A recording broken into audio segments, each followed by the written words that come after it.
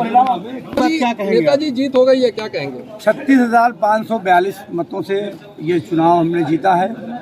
मैं सबसे पहले तो ऊपर वाले का आभार व्यक्त करता हूं और फिर नीचे ज़मीन पर जो हमारे मतदाता हैं उनका शुक्रिया अदा करता हूं। बहन मायावती जी का धन्यवाद और आभार व्यक्त करता हूं।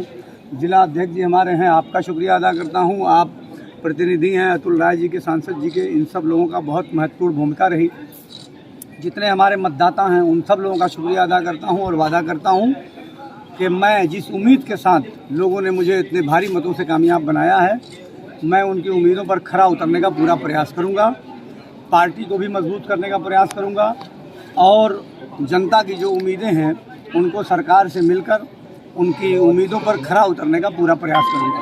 कैसा महसूस कर रहे हैं, क्या कहना चाहिए? बेहद खुशी हो रही है और बेहद तनाव के समय से हम लोग गुजरे। 23 तारीख और 24 तारीख जब पर्चा दाखिल करने की अंतिम तिथि थी, 23 तारीख की शाम तक मैंने इंतज़ार किया समाजवादी पार्टी के दफ्तर के बाहर।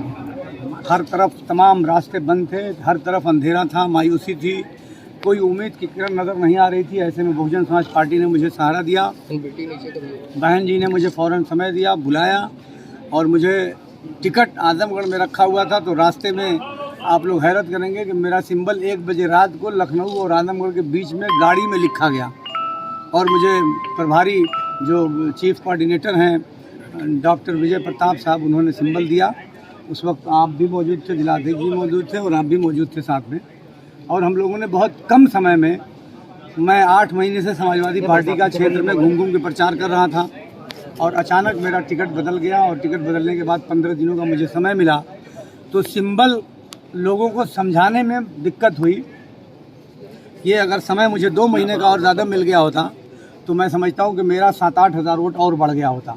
लेकिन सिंबल का मैंने प्रचार किया था साइकिल का और मेरा सिंबल हो गया हाथी, तो जिसकी वजह से मेरा 8 से लेकर 10,000 वोट घटा कन्फ्यूजन में, वरना ये वोट और भी बढ़ा होता। भाजपा प्रत्याशी ने लगाया आरोप कि प्रशासन ने लेंगे।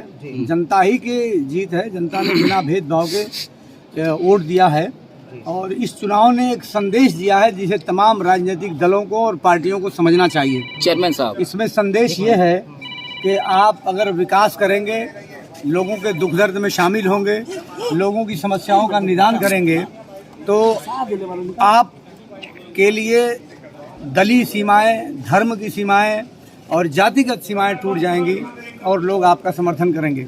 बड़ी बड़ी शक्तियों ने मुझे चुनाव हराने के लिए यहाँ प्रचार किया। प्रत्याशी ने आरोप लगाया, मुख्यमंत्री जी भी यहाँ आए, यहाँ तक के मुख्यमंत्री जी भी यहाँ आए, मगर फिर भी जनता ने मेरे ऊपर विश्वास जताया। ये एक बहुत बड़ी कामयाबी है। बीजेपी ने आरोप भी लगाया, प्रशासन ने आपको चुनाव जिताया है, क्या कहेंगे इस पर आप? देखिए, मैं तो चुनाव होने घोषणा तो मैं नहीं कर रहा हूँ, लेकिन आपको यकीन दिलाता हूँ कि पत्रकार भवन बनाने के लिए पूरा प्रयास करूंगा। पूरा नहीं, हम बना देंगे, बनाने की भी जरूरत, जगह मिल जाएगी तो बनवा भी देंगे।